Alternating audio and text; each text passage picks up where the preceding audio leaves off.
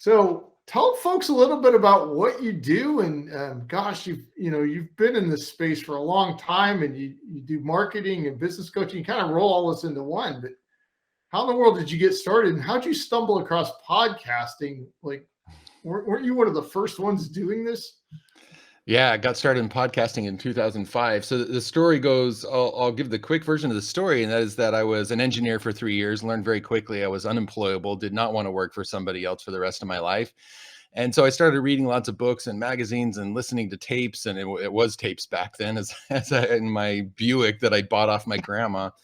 And I was trying to figure out other ways to make my way in life. And, entrepreneurship was one of those, investing was others I was listening to. And I stumbled my way into real estate investing at first, actually. Mm. And, but more, I didn't, I mean, I did okay at real estate investing. It wasn't really my bag. And what I enjoyed more was actually marketing. I'd been in a band for many years, and over several years of being in rock bands and trying to get people to my shows and to buy my CDs, I'd learned about marketing. And there was that actually pretty good at it, and I enjoyed it quite a bit.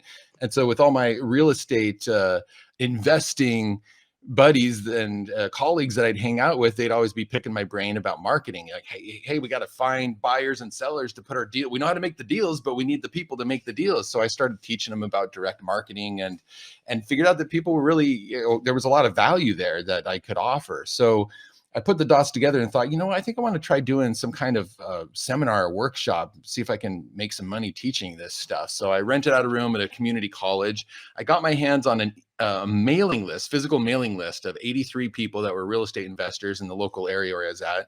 Sent out a sequence, just used my direct marketing skills and experience, sent out a sequence of mailers to them, and managed to fill the room with 25 people and made $8,000 in one day, basically giving a crash course on marketing for real estate investors. And that was just like the heavens opened up or something. Like, this is amazing. I love teaching. I just got paid well to teach. I don't have to go. I'd already, crossed out the possibility of going to be a professor, because like that'll just drive me nuts, just like being employed by anybody. But here's a way I can get paid to teach and do something I really love. So I had recorded that course and started selling it locally, but eventually that led me online. I'm like, I need more people to sell this to. So this is now 2004 at the time. So there's no social media, there's no Facebook or YouTube or any of these things. It was just basically hanging out on forums and giving, answering questions. And then I'd have my byline that would promote my course for me. But I knew I needed to find new ways to market and build up a following for my marketing for real estate investors business. And that's when, at the very beginning of 2005, I stumbled upon this word, podcasting. It was in an email newsletter that I was reading one day, and it's like, what is this podcasting? It sounds interesting. So I typed it into Google, and Google correct, because Google didn't know what it was at the time. It said, did you mean fly casting? I'm like, nope, I don't fish. I'm trying to figure out how to make a podcast.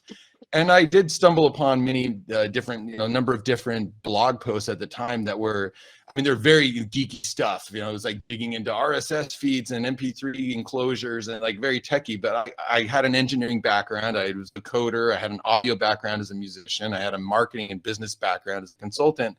So like it all just kind of converged in my brain. I thought, this is really cool. I think I want to be at the forefront of the podcasting thing. I don't know if it'll go anywhere, but let's give it a go. So I launched a website in 2005 that was like, in layman's terms, A to Z, here's how you can launch a podcast.